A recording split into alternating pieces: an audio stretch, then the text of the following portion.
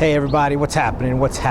This is Eddie, and today we're going to talk about contracts, and we are going to talk about consideration. But before I go on, I want to say this about contracts. Contracts is the most organized subject that you'll run across that is taught in the most disorganized fashion. And just look at your textbook, look at the table of contents.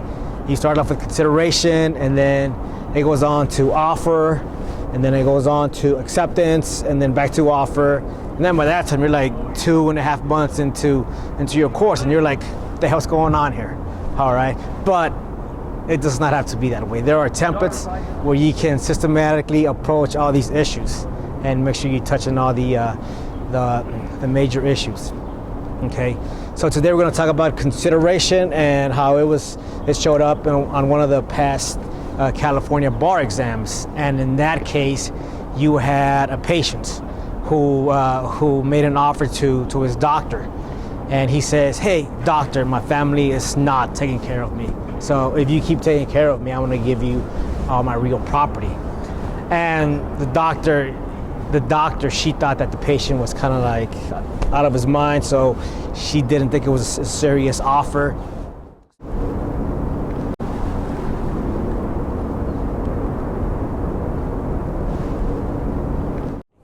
And let's say that offer and acceptance in that case was met. So consideration was the issue.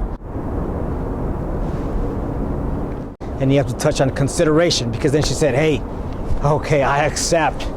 All right, so you have to discuss if consideration was present. All right, so as far as the promisor, the offerer, the patient, did he have consideration? The answer is yes, because he had his real property. Okay, as far as the doctor, did she have consideration? All right, now we'll assume that her past services did not count, because of course she didn't think that it was that the patient was serious. So in that case, there is that consideration is not met on her part. But don't stop there. The analysis must keep on going. Okay, so when you have a major issue, you look at the issue, you look at the rule, and you look and see if there is an exception to the rule, and then you keep going. Is there an exception to the exception? So let's think about consideration. Okay, what is the exception? One of those is Promissory Estoppel. All right, so in that case, you had to discuss Promissory Estoppel. But just look at these graphs here, these templates, and they're going to help out a lot.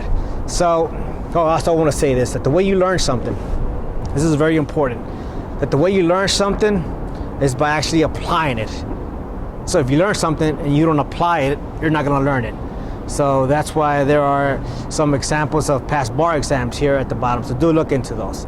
Okay, so I hope that helped. Have an awesome day.